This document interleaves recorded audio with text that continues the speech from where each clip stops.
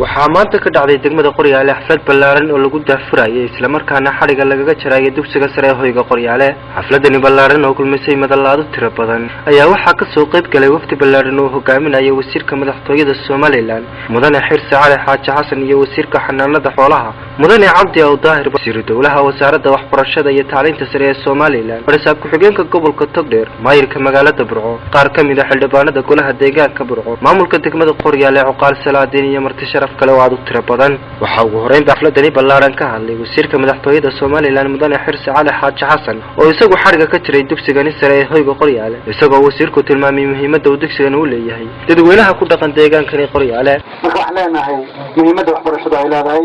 ayaa qiimaha darteeda ayaa iskuulkan loo furay oo looga shaqeeyay oo qolo waliba ay tabaruc ugu geysatay. Sheekh Cali Mawlid oo isna ka mid ah guddiga gacanta ku haysay dhisitaanka iyo qabanqaabada dugsigani ayaa isaguna ka warbixiyay marxaladihii kala duwan ee uu soo maray dhisitaanka dugsigani waxaana sheekha hadaladiisii ka mid ahaa saddex fasal iyo xafiis badankiisa wuxuu ka yimi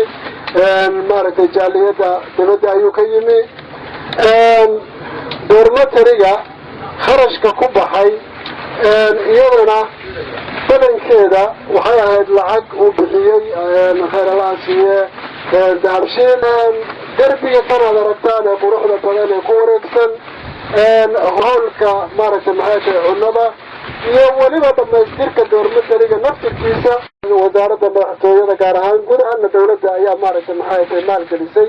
wasiirka xanaanada xoolaha mudane Cabdi Awdaahir ayaa isaguna dhinaciisa soo dhaweeyay furitaanka dugsigan cusub ee hoyga Qoryaale isagoo halkaasi wasiirku ka ballan qaaday inuu dhisi doono xafiiskii ay wasaaradda xanaanada xoolaha Soomaaliland ku yeelan lahayd degmada Qoryaale. waxaan halkan ka ballan qaaday insha Allah ta'ala ilaahay hadduu ila qabto koow in miisaaniyada sanadka degmada Bacdabaanimi inaan hawshii xafiiskii aan dhiso degmada ee xanaanada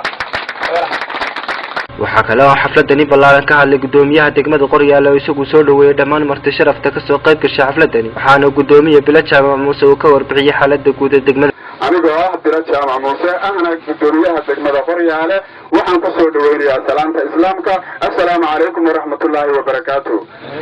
Professor Kaysa Jaamac Ismaaciil ayaa tilmaamay baahiyaha ka jira dugsigani isagoo professorku sheegay in dugsigani u harsan yihiin howlka shirarka masaajidka iyo waliba maktabadda library. haddaba madashani furitaanka dugsigani sare ee hoyga Qoryaale ayaa waxaa ka hadlay mas'uuliyiin fara badan oo isugu jira wasiir dowlaha wasaaradda waxbarashada Soomaaliland barsaab ku-xigeenka gobolka Togdheer maayirka magaalada Burco gudoomiyaha waxbarashada gobolka Togdheer iyo mas'uuliyiin kale oo tiro badan iyagoo dhammaantood mas'uuliyiinta Xuseen ay soo dhaweynayaan dugsigan cusub ee hoyga Qoryaale isla markaana la garab taagan yihiin wixii wax qabad ee looga baahdo. si kastaba ha ahaatee dugsigan cusub ee Qoryaale secondary school maanta xariga ka jira wasiirka madaxtooyada Soomaaliland mudane Xirsi Cali Xaaji Xasan ayaa xamilay baahi weyn u qabay dadweynaha ku dhaqan deegaanka iyo guud ahaan gobolka Togdheer iyadoo deegaanada hoos yimaada degmada Qoryaale oo ku yaala dhanka Madina Fartan iyo Wasaqo kuwaasi oo dhammaantood markay ardaydu dhammaystaan fasalada sideedaadka loo bedeli jiray magaalada Burco halkaas oo ay kala kulmi jireen dhibaatooyin fara badan oo soo wajahay noloshooda.